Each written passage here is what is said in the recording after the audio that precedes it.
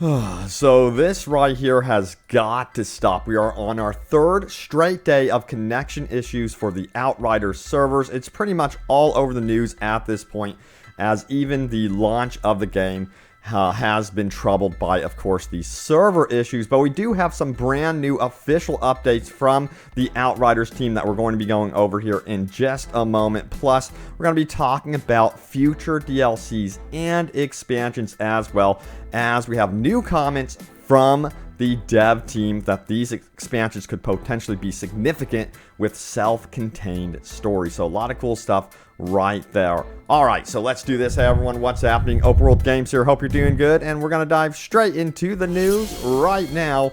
Also, remember, check out my streams, the Discord in the description below. I stream practically every single day, and I'm streaming the hell out of Outriders, of course. But yeah, let's talk about these server issues. First of all, going into the official news here, we have the Outriders team that says, we are aware of current server instabilities and are looking into it. We will provide an update here as soon as we can. They furthermore said, we are working hard on this matter and hope to have news soon.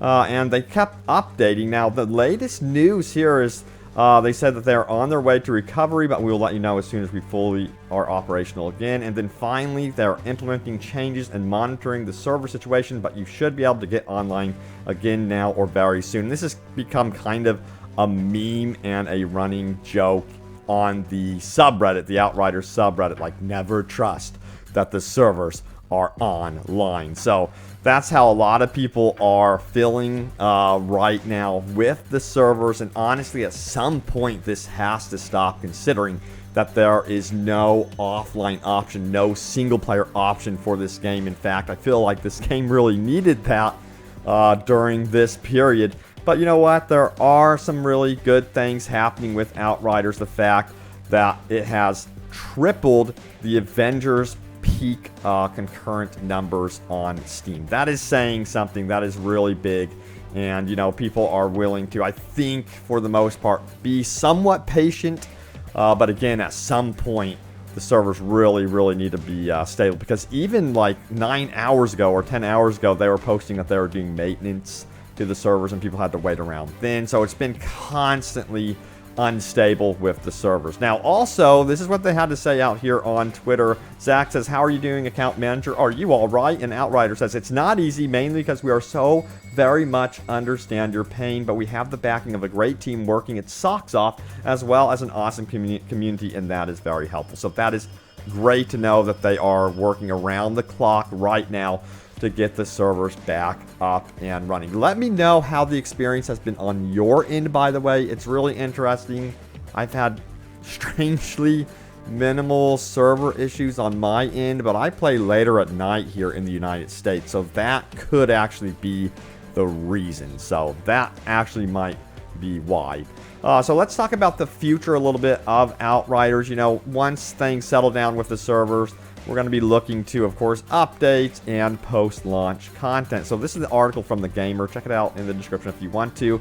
They say, People Can Fly's creative director said there's no way they'd abandon Outriders. So that's excellent news. They say Outriders is a brand new looter shooter, of course, and published by Square Enix, and it's gotten quite the positive reviews from both community and critics. The game is fairly long, with over 25 hours of story campaign, and after that, hours of in-game content. Now, of course, the game has released as a complete package, and People Can Fly has stated that they are not banning the game, are interested in creating future content for Outriders. Now, in an interview with Forbes, Partak Kamata, the creative director at People Can Fly, revealed that they have a lot more stories to tell and great ideas for the future of Outriders that they couldn't fit into the main game. They say, we never said that we would abandon the game. This isn't a game as a service, but if people like it, we'll definitely be doing more things in the Outriders universe. We have so many more stories to tell and a lot of ideas we want to explore that we couldn't fit into the original game, so we're happy to create more content in the future. Anything we would make would be in the form of significant expansions with self-contained stories.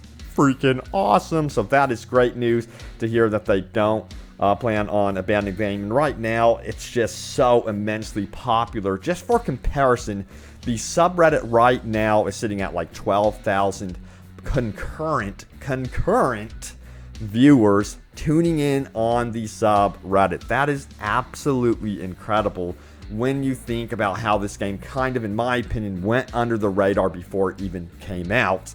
I think the free demo, excuse me, is really pushing the game out as some sort of marketing material, if you would, like tangible, playable marketing material to showcase how good this game actually is. But yeah, you know, for comparison, Cyberpunk's concurrent numbers were about 25,000 when it launched, and this game reached up to like 16, 18,000 with like minimal, like it didn't have the 8-year stretch that Cyberpunk had. But we have more comments from People Can Fly about what's going on with the future of Outriders. They say this comes from Inverse. They say, if players like the game and want more, we also want to come back to that world, he says, hinting that a sequel would be far more likely than any DLC or major update. So that kind of is interesting that we would potentially be seeing a sequel there. But again, you know, we would be seeing post-launch content for this game right here, but I think they would also want to focus their efforts on a sequel as well. Now, you know, there's a lot of rumors going on with this game as well, potentially, excuse me, seeing a battle pass in the future, that sort of thing. But we'll see. That would probably be held off for a sequel, perhaps. But yeah, the big expansions is something that I prefer. That's something that I would like to see. Go after the Monster Hunter type experience with the post-launch content. At least that's what I think they should do. Now, furthermore, this was asked, what are your goals for post-launch support for Outriders? They said, we want to fix some things and polish. We have balancing tools and are prepared to adjust if needed. We believe players will do some crazy things and we need to react. As for bigger things that can be done in the future, it's up to the players. If players like the game and want more, we will also want to come back to that world. I hope players will convince Square Enix and us to go on with a different title and continue our story on Enoch. So that indicates that, yes, they are wanting to do a sequel in the future, which I would absolutely love to see and would definitely support that for sure.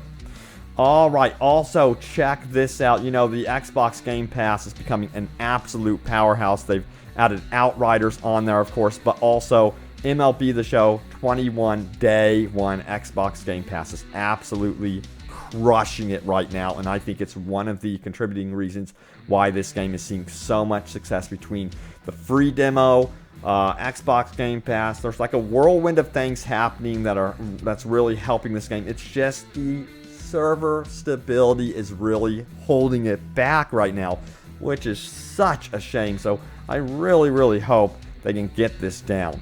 Now, we're going to go over to the Outriders subreddit right now and see what people are wanting to see in the game. This one really caught my attention because I totally agree. Shotguns need more reserve ammo, and it has tons of upvotes, one of the most popular threads, and you can see it has 1,100 upvotes within 5 hours, which is a lot. People are talking about how, you know, these shotguns just do not have enough reserve ammo at all, and yeah, that's my sentiment as well. So hopefully, eventually they can actually patch the game and add that, you know, to the game and add more reserve ammo. I think it's something that needs to be done. Even if it's like a little buff and they could really mess with it. I imagine they don't want shotguns to be too OP, but, you know, again, that wouldn't make it far too powerful in my opinion. Alrighty then, now it's time to go over, guess what, your top comment. Leave a comment down below. It could end up right here in a future video, so let's do this. Alright, let's scroll down to the comments from my previous video, shall we? My previous video was about how fans are furious but take it too far. You know, when the servers went down recently, you know, there was a lot of hate thrown at Square Enix, at People Can Fly, and it was overdone. It was so severe that I guess one of the Square Enix employees really, you know, teared up over it and got super emotional seeing that his team was being, you know, I guess hated on or attacked, if you would, by this group. But yeah, we're going to see the replies, see what you guys had to say about it. Let's take a look-see. So Orange Lucard says, I'd like to see a mini-map knowing where the barriers areas are and not relying on the glitchy quest markers. I agree. Lantro Storm says, typically I solo these games. I like to hear the story and not to have a friend talking in my ear. Yes, exactly. While I'm trying to hear what's up. OWG, stay hard. I hear you, man. Drax says, drama sells the most love. How to focus on negative fans rather than highlighting the ones saying thanks. Human nature, yeah. Powerhouse says, this is why we need an offline option. Dang it! Generic Dane says, yeah, they were up for 3 hours, then down again, which is why I'm here now. Soy says, yes, an offline mode would be good for games like this. Xanther says, freaking disgusting. I hate humanity as a whole. Edit, yes, I would like a single player. Would be nice. To straight up insulting people for a minor inconvenience is disgusting. Gettysburg's Battle says, I've been gaming online for 20 years or close to basically since Big Red 1 on PS2. I'm used to servers having troubles, but no offline mode was stupid not to have for us solo folks since it's a single player with co-op optional. I hear you. I totally agree. Like, it would be really, really cool if a company like this could potentially add an offline play option to the game. That is probably asking for too much, because I think this game is also going to be, in a strange way, testing grounds for whatever comes next, like Outriders 2, and they're going to push the online component even further, perhaps finally introducing some sort of live service. I think this team right now is fine-tuning their development process, taking it nice and slow, first getting familiar with their technology, servers, things like that with this game, and then they're going to move on to bigger things in the future. So, yeah, but again, I don't honestly realistically expect them to have an offline play option. Although that would be really cool. People can fly. Can you make it happen? Alright, thank you all so much for watching. Stay tuned for more Outriders news and updates, and I will see you all next time. Take care.